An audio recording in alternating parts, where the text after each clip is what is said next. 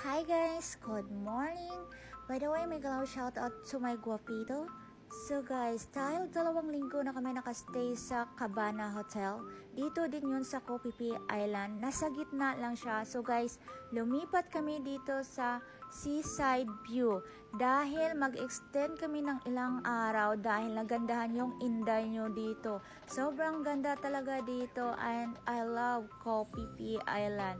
So guys, kapag bumalik kami dito ulit, gusto ko magstay dito sa area na ito sa Seaside View dahil sobrang mura lang talaga dito ang pagrenta. So guys, at mayroon din silang open massage area. Yan po yung open massage area dahil maaga pa, tulog pa yung mga aswang dito dahil yung mga aswang lumalabas sila pag gabi, ganon.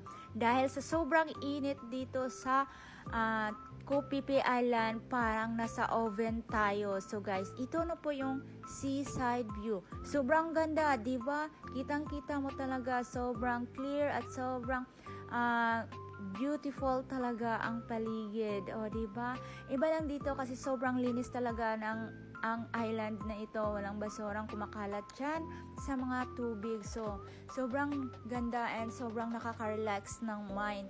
And kahit na sobrang init, sobrang na-enjoy pa rin ng inday ninyo kakarampa. Hindi talaga ako magsawa kakarampa dito. And kahit na mainit siya kasi ganito yung ang view na makikita mo. Diba? Sobrang ganda guys, as in. So that's why I really love Koh Phi Phi Island. Kasi dati parang pangarap ko lang to, ngayon natupad na. Yung parang sabi ko na naginip ba ako? Ganun. So guys, sobrang ganda dito. At higit sa lahat, mura pa yung mga hotel dito, mura din yung mga pagkain dito.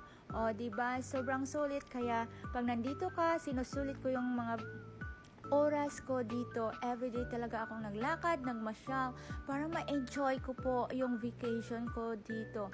So, I have a great memory of this island. So far, it's very memorable to me, so and especially together with my loved one. So, yan lang po guys, and have a great day and God bless you. See you later.